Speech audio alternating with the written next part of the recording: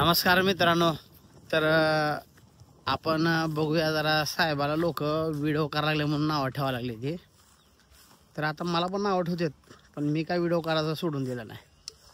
तर बघू आपण साहेब काय म्हणतात. तर बघा हे साहेब आहेत आपल्याकडे. साहेब